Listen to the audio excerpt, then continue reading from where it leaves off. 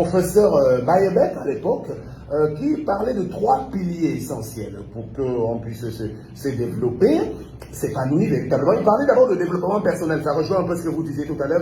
Il faut s'élever, il faut apprendre à beaucoup lire, à ne pas se contenter que, j'allais dire, de la distraction.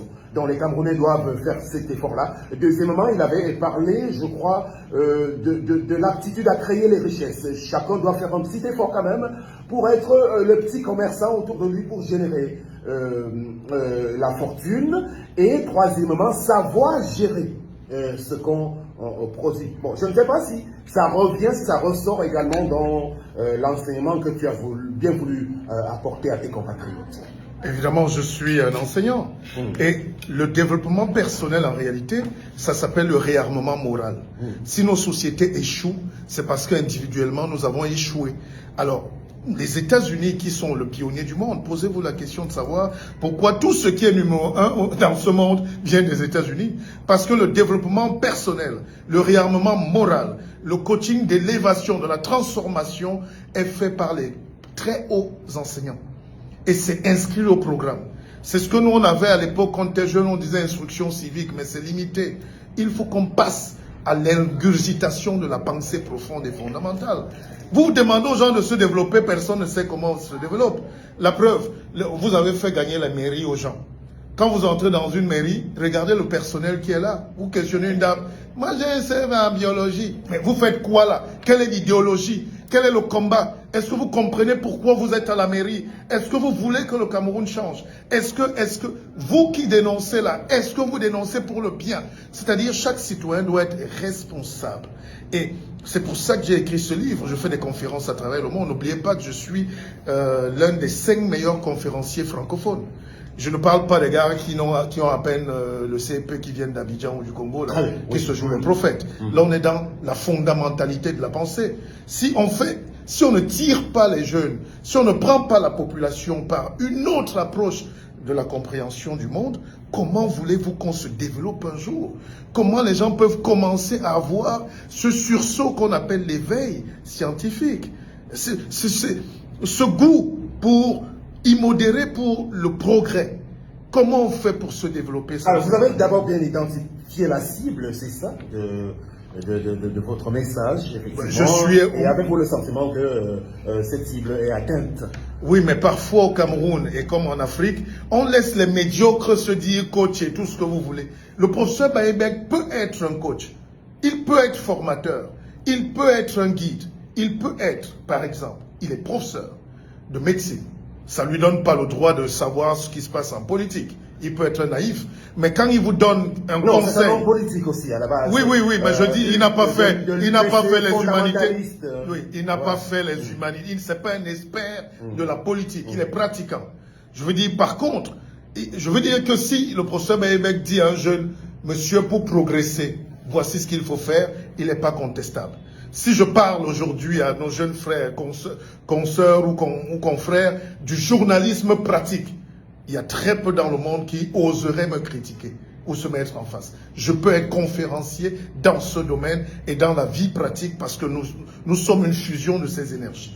Alors moi, ce qui me fait plaisir, c'est que les Camerounais commencent à comprendre que personne ne va descendre du ciel, ni dans l'Assomption, ni au 3e, ni au 1000e jour pour venir vous sauver. Et ça, c'est une approche maintenant qui va à la quête de la liberté fondamentale qu'on appelle la responsabilité, qui vient du mot latin responder et répondre. Quand chaque citoyen commence à répondre de ses actes, à participer, à s'éveiller, à ouvrir la tête, à ne pas ingurgiter le vent et réciter les psaumes matin, midi et soir ou les sourates, mais à se questionner, qu'est-ce que je fais dans ce pays? Qui doit me diriger? Où je donne ma voix? Je vais dessiner mon destin avec quel projet idéologique? C'est ça qu'on appelle la formation et c'est pour ça que j'écris. Dans ce livre qui est inscrit dans les grandes universités partout en France et ailleurs, devrait être une prophylaxie pour la mentalité camerounaise en panne aujourd'hui. C'est ça, c'est vraiment. Mais c'est là le problème, effectivement, cette mentalité en panne, et il y en a qui sont dans cette considération selon laquelle il n'y a même plus du tout de société au Cameroun aujourd'hui. Donc, c'est en cela que votre tâche s'avère quelque peu ardue, du pain sur la planche. Comment atteindre les Camerounais à travers un discours prophylactique de type intellectuel, dans un contexte où on est beaucoup plus porté, on est plus enclin à la distraction finalement. Mais la preuve, je vais peut-être paraphraser Pierre Rabhi, mais moi je vais dire quand même que aujourd'hui tout le monde demande quel Cameroun nous allons laisser à nos enfants. Mais moi je vais plutôt inverser en disant quel Camerounais hein? Quel Camerounais allons-nous laisser dans ce Cameroun? Au Cameroun. Alors, quand vous dites nous, finalement, la responsabilité, elle est combattue. C'est tout le monde qui doit définir les meilleures conditions d'un meilleur Cameroun, c'est ça? Je suis en live, là, il y a une illuminée, là, qui dit le danger et les Camerounais, c'est que quand ils parlent, ils veulent tout montrer qu'ils connaissent. Comment, dans un pays, on peut culpabiliser le savoir ou la prétention à savoir? Donc, finalement, on ne pourra jamais se développer parce qu'il faut que le Camerounais soit médiocre. Justement. Attends, on aime le Camerounais qui est médiocre, moyen, faible, analphabète et idiot, c'est eux qui passent. Non, en fait, quand vous dites quel Camerounais voulons-nous laisser, je pense que ce sont les pouvoirs publics, en fait, qui doivent, en réalité, d'abord, prioritairement répondre à cela, en mettant en place les conditions qui Monsieur, vous avez la première radio, on va dire, de Douala, vous êtes une action politique et publique. Faites votre part. N'encouragez pas la médiocrité parce que l'État ne fait rien. L'État n'existe pas, c'est toi. L'État, c'est moi, monsieur. Dès qu'on a compris ça, on n'entendra plus jamais que quelqu'un change notre vie. Je vais vous prendre au mot. Le Cameroun souffre pourquoi? Avec 3 petits milliards qui ne valent même pas le prix d'un jet privé. 3 petits milliards, c'est notre argent pour 30 millions de personnes. Vous n'avez pas pitié de ce pays. Quand vous prenez votre argent, vous le jetez à l'étranger. Quand vous prenez 300 millions pour aller acheter les carreaux ou la brocante ou les babouches ou les plastiques chinois ou malaisiens, indonésiens pour venir nous revendre, c'est ça la conscience politique qui va amener chaque Camerounais à dire notre pays nous appartient, qu'est-ce qu'on peut faire pour le transformer? Les Chinois viennent ici, ils font tout ce que vous refusez de faire, même vendre des beignets. Hein? Les Français sont là. Qui nous vend l'huile? C'est Socapalm, c'est Bolloré, l'huile de palme. Et ils vous disent que c'est mauvais. Qui nous vend la banane? C'est PHP en Djombe. Même à Edehane chez moi. Et c'est ça. Et nous, on abandonne. Les Camerounais veulent aller faire du commerce, du petit commerce du misérabilisme, le bayamselam, la friperie, les petites choses. Parce qu'on a peur. Le noir est toujours en train d'avoir peur. Si vous questionnez les jeunes maintenant, pourquoi vous fuyez le Cameroun? Ils vous disent le pays est très dur. On ne nous laisse pas. Mais qui va te laisser? Et si c'est une stratégie coloniale pour vous faire vider les lieux, pour occuper l'espace? Alors, il y a eu un débat ici, on n'était pas là, donc on a évoqué par exemple le très peu d'empressement de nos dirigeants à mettre en place des gros moyens au niveau des hypermarchés. Par exemple, le Cameroun aujourd'hui est un peu comparé à d'autres nations de l'Afrique de l'Est, par exemple, le Kenya, l'Ouganda, la Tanzanie, qui présentent, même le Nigeria, en Afrique de l'Ouest, qui présentent vraiment du gigantisme avec des grands malls et tout ça, permettant à ce qu'on puisse ne serait-ce que bien s'approvisionner, s'épanouir même en allant faire ses courses, mais au Cameroun il y en a très peu. En cette matière-là, vous n'allez pas le démentir, et donc on trouvait des explications à ça. Et si donc vous avez une grande masse qui veut quitter le pays, pour aller dans ces nations-là où ils se sentiraient un peu mieux, vous avez parlé même de l'environnement, quand vous traversez le quartier Aqua, avec de la pourriture partout jusqu'à ce jour. Donc la responsabilité première, me semble-t-il, je reviens dessus, incombe donc essentiellement à ceux qui ont les leviers d'abord de mettre les conditions pour qu'on puisse savoir trouver sa place dans un pays comme le nôtre. Monsieur, je vais vous surprendre. Vous qui voyagez beaucoup, allez aux États-Unis. Ce n'est pas l'État qui crée les écoles, les hôpitaux. L'État s'occupe de la macroéconomie. Exactement. À ce niveau, on a reproché aux hommes d'affaires, par exemple. Alors, c'était moi. Alors, les seuls hommes d'affaires au Cameroun qui essayent de tirer un peu vers le haut, je suis désolé, c'est nos frères Bamileke. Vous le ramenez à ce débat non, c'est lié. Vous ne voulez pas qu'on rentre là-dedans? Non, je ne sais pas. Je donne mon opinion. Je dis, si tous les Camerounais avaient ce petit sursaut patriotique, monsieur, on n'en serait pas là. Il y en a de très mauvais hommes d'affaires, de petits commerçants, de rien du tout. Je ne parle pas d'eux. Je parle de ceux qui veulent créer la chaîne industrielle. Parce que c'est par là qu'on va se développer. Les universités privées au Cameroun sont créées par qui? Même les hôpitaux, enfin les écoles de médecine sont créées par qui? Il y en a combien donc aujourd'hui de grandes chaînes de supermarchés? Bon, écoutez, maintenant, on doit accompagner les petits hommes d'affaires camerounais qui ne voient jamais grand. Le tribalisme nous empêche de nous associer.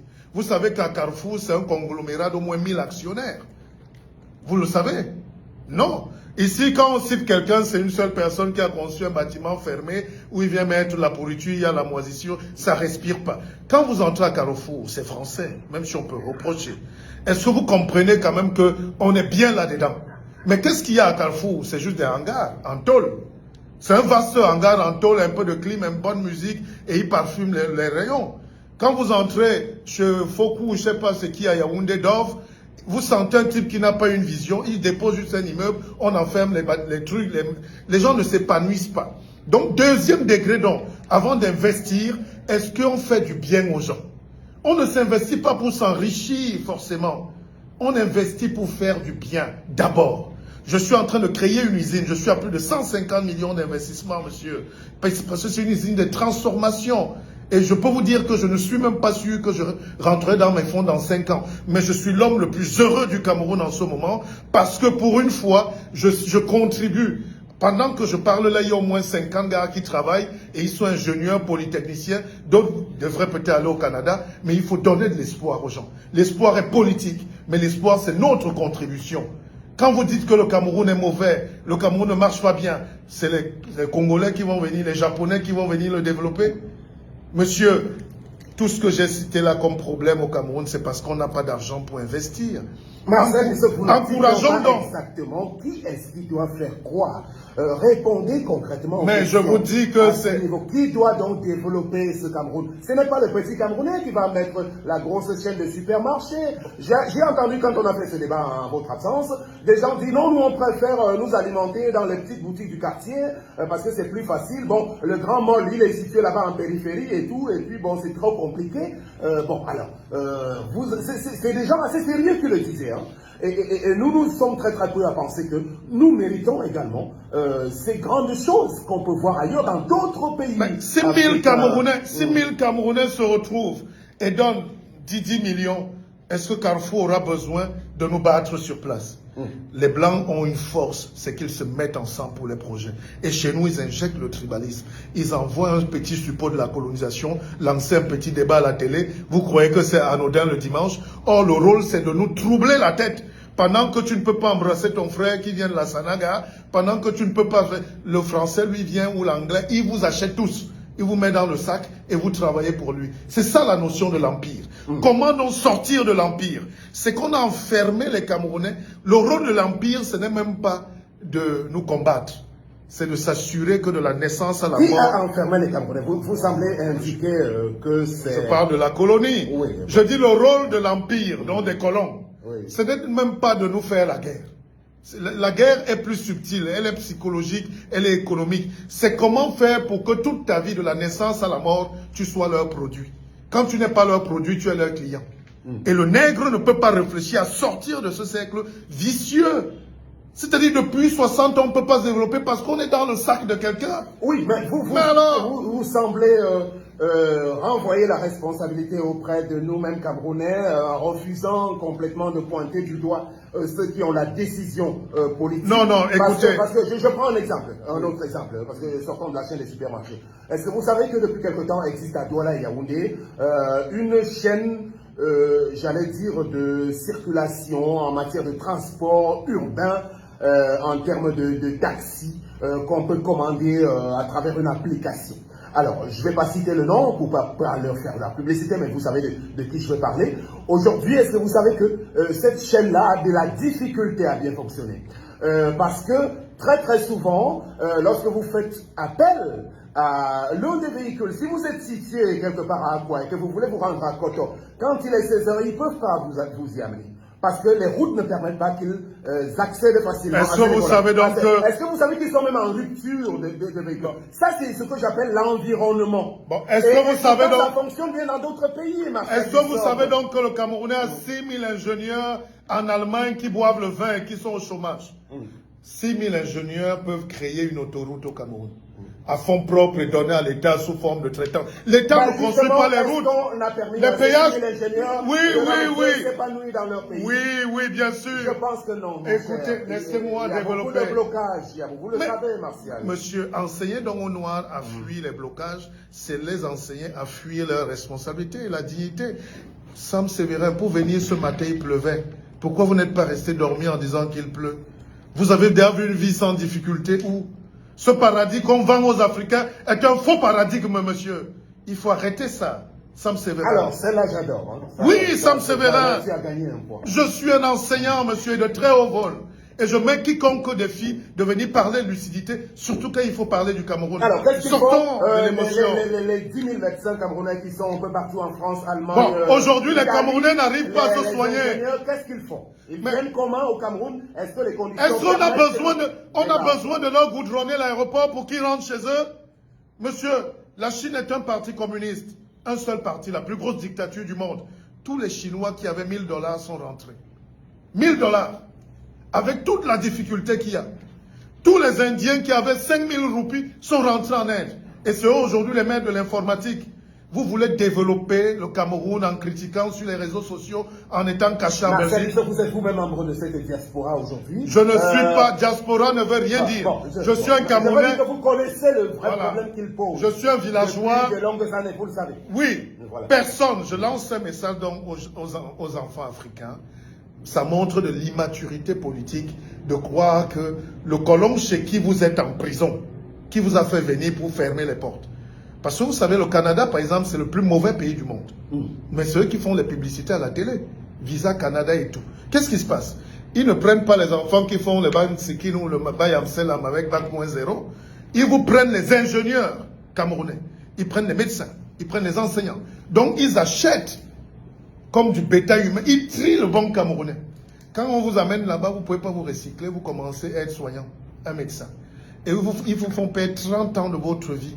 Aujourd'hui, avec la guerre en Russie, le monde qui éclate, nous sommes à l'ère du Verseau. La reine d'Angleterre morte, c'est un autre monde qui commence. Ça veut dire que tout a changé. En moins d'un an, vous ne voyez pas que tout a changé. L'Europe ne fait rêver personne, à part les complexés qui se cachent pour manger. Le Canada ne fait rêver plus personne aujourd'hui, monsieur Ango. Et c'est cette énergie-là qu'on demande aux gens. Ouvrez les yeux partout où vous êtes. Ceux qui ne peuvent pas rentrer, restez là-bas. Mais si vous avez moyen d'aider même votre village à avoir l'eau potable, vous aurez déjà contribué à quelque chose. Merci. Parce que le terrain qu'on laisse vide, c'est la terre qu'on donne aux Chinois, aux Libanais, aux autres qui viennent coloniser. Et quand les Camerounais se mettent ensemble pour devenir acteurs de leur société, on commence à chercher leur tribu et parfois on dit qu'ils viennent de l'Ouest. Et c'est ça qui m'énerve au Cameroun. Réfléchissons à aimer les Camerounais qui aiment le Cameroun et qui investissent. Et nous verrons. Et là, vous stigmatisez non, je dis, vous verrez qu'économiquement, il n'y a pas de tribalisme dans un pays où les gens ont dépassé la question alimentaire. Merci. Les gens sont jaloux des autres communautés parce qu'ils croient qu'il y a une communauté qui arrache tout au détriment des autres. Alors que nous devons nous mettre ensemble. C'est qui fait donc ce discours dangereux qui veut opposer les communautés. Personne n'a opposé une communauté à une autre. Hein. Je crois que le débat annoncé tout à l'heure, c'était juste pour précisément Monsieur Ango, attendez que j'enlève un peu ma veste. En sorte que une communauté soit au-dessus de l'autre. Monsieur Ango, Monsieur Ango, il y a toujours une communauté qui est leader. Partout vous arrivez aux États-Unis, vous trouvez même à New York, le quartier chinois est le plus dynamique. Et on les respecte, on intègre ça. Ils tirent l'économie américaine, même s'ils sont chinois. Voilà. Dès qu'on va atteindre ce degré, monsieur, on sera développé, bon sang de... Ouais, mon Dieu. Voilà, vous restez avec nous, Marcel. Mais quel pays on va bâtir comme ça? On va baisser un peu la température pour... 2025 arrive. Oui, on en parle juste après d'ailleurs. Je voudrais me retourner vers Dani Youmou à présent pour qu'elle puisse nous indiquer une ou deux choses de sa rubrique. Il a parlé d'eau potable tout à l'heure. Je crois que le Cameroun vient de recevoir un chèque de, vous dites, 110 millions de francs CFA. Bien sûr, le Cameroun a reçu donc un chèque, comme tu le disais si bien, un chèque de pratiquement 110 millions de francs CFA de la Corée dans le cadre de l'installation d'un système d'approvisionnement. 110 millions. Oui. Je ne vous coupe pas. C'est une hérésie. C'est cet argent que les Camerounais utilisent pour acheter les vestes à Paris. Donc, c'est les Coréens qui viennent vous donner un chèque pour l'eau potable. Vous voyez ce qu'on appelle le manque de lucidité. Oui, pardon, allons-y. Ouais.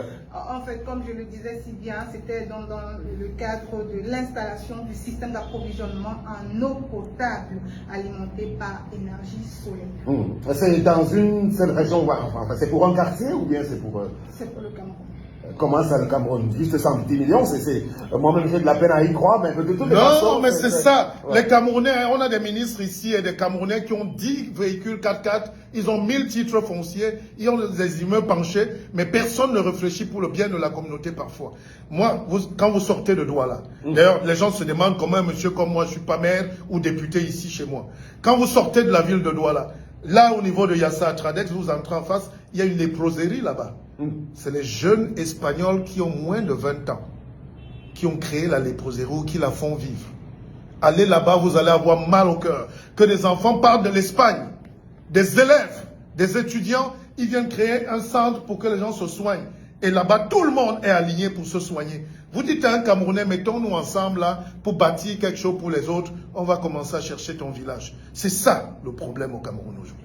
Ce n'est pas un problème politique, c'est un problème de la formation du mental du Camerounais. Il ne sait pas qui il est. On accuse nos jeunes sœurs, par exemple, de se maquiller, de se démaquiller la peau. C'est parce qu'il y a un décapage mental qui a d'abord précédé le décapage physique. Ok. On reste dans l'eau potable, justement, en matière d'approvisionnement en eau potable. Donc, on va dire que le Cameroun a toujours un net retard. D'ailleurs, je lisais la une d'un journal de la place intitulé le journal L'Équation qui met en lumière l'incurie à la direction générale de Camwater, estimant que c'est le degré zéro de la gestion à ce niveau-là. Donc, la fourniture en eau de la part de l'État aujourd'hui au Cameroun, on peut dire qu'elle n'a pas atteint le bon niveau jusqu'à ce jour, finalement. Du tout, elle n'a pas vraiment atteint le bon niveau parce que le ministre encore de l'eau, oui, de l'eau et de l'eau, disait encore du côté de Yaoundé qu'il faudrait que la Camwater prenne ses responsabilités pour alimenter cette région en eau potable au XXIe siècle, qu'on se pose des questions. Qu'est-ce qui se passe bien? Ce Gaston et Lundu Essoma, c'est son nom. Voilà. Et on se pose encore des questions parce que avant, on parlait de, il y avait, je crois que c'était de 10 000 mètres cubes en eau, oui.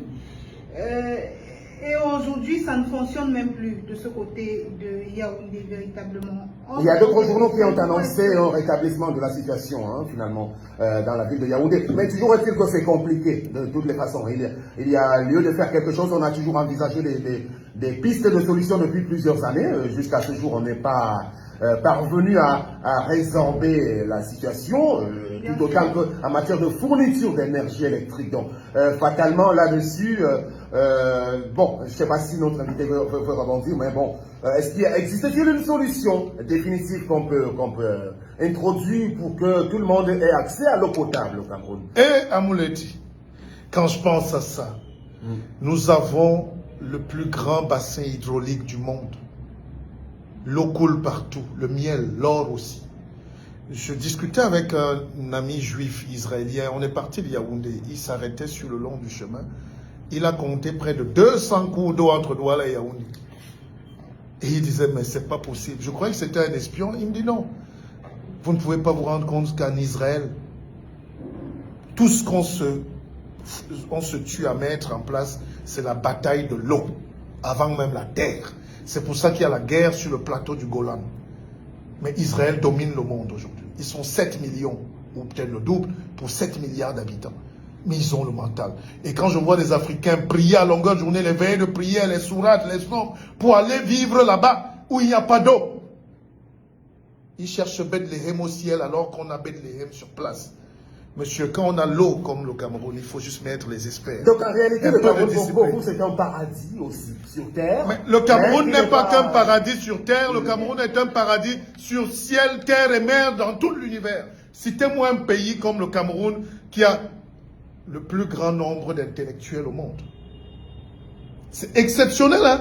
C'est pas moi qui le dis. Allez fouiller les rapports de la Banque mondiale. Regardez ce que les Camerounais peuvent faire aux États-Unis. Regardez ce que les Camerounais font en France. Toutes les grandes facultés sont camerounaises. Regardez ce que les Camerounais font en Allemagne.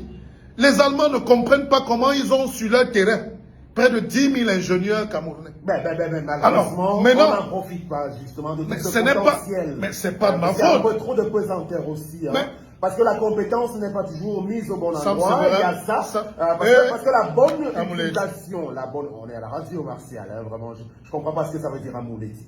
Bon, alors, la bonne utilisation, la bonne orientation des compétences fait en sorte que on peut être émergent. Et je crois que Akiba Yene le disait, on ne peut pas être émergent en ne mettant en place que la médiocrité à des positions importantes. Attendez. C'est ça le problème. Bon. Mais la médiocrité ne tombe pas du ciel. Vous savez que les médiocres accouchent beaucoup.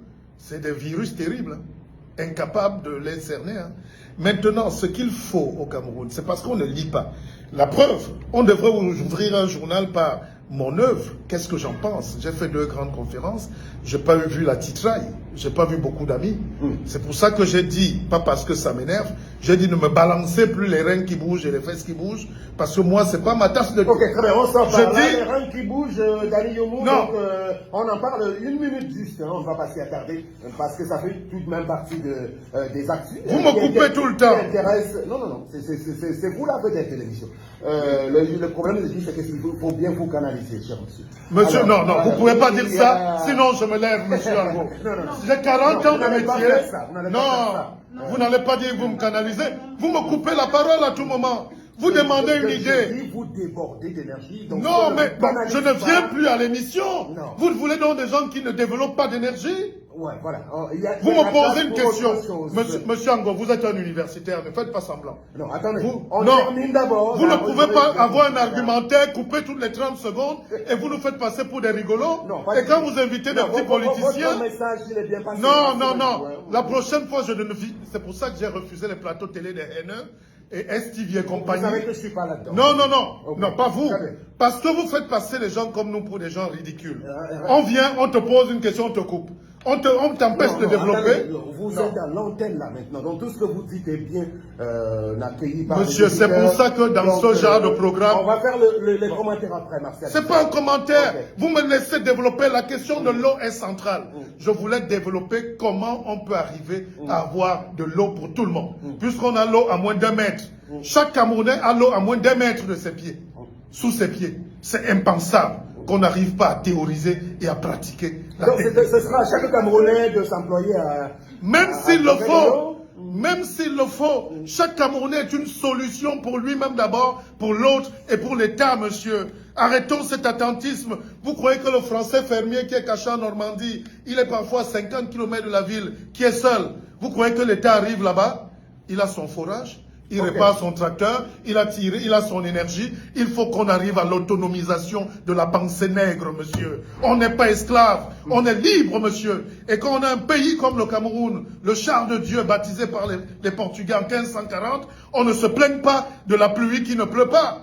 Ok. Pas possible. Très bien. Un peu de culture, de détente, juste pour rappeler que ceci a fait l'objet de beaucoup d'attention de la part des Camerounais du monde qui ont apprécié le fait que la grande salle, une salle mythique de l'Olympia ait pu accueillir très très favorablement la diva du Bikouti camerounais. Donc finalement, vous dites que c'était une grosse réussite de la part de la plupart des internautes. Bien sûr, selon les images qui ont été balancées sur les réseaux sociaux, que ce soit sur Facebook, YouTube et tout, c'était des images qui ont fasciné beaucoup de personnes, même si beaucoup... Quelle aura été l'image qui, à votre avis, a beaucoup retenu l'attention, en termes d'image, effectivement? En termes d'image, c'est une autre face de la culture camerounaise qui a été mise en avant du côté de la France. Quand on voit Lady Ponce qui fait le plein, qui fait carton plein à l'Olympia de France, de ce côté. Et le public était majoritairement constitué de Camerounais, de ressortissants africains, c'est ça? Oui, beaucoup très plus, bien. beaucoup plus. Et on a également noté la présence de plusieurs sommités nationales, que ce soit les chanteurs camerounais ou chanteuses, à l'instar de Chakala VIP, elle était, à l'instar également de Grace Belogo, oui, qui était également présent à ce concert, et également le président de la FECAFOOT qui a également fait quelques... Il est allé chercher un peu de gloire là-bas. Voilà, chercher un peu de gloire. Pour ce côté-là, je ne sais pas, mais je pense qu'il a été pour encourager plutôt la culture camerounaise, pas pour chercher la gloire, parce que la gloire, quand même, on peut se dire qu'il l'a eu il y a de cela. Aujourd'hui, je ne pense pas qu'il cherche encore. Ça, c'est votre opinion, merci. Alors, on va peut-être passer en quelques secondes. Est-ce que sur le plan du symbole, parce que les gens voient la salle mythique de l'Olympe,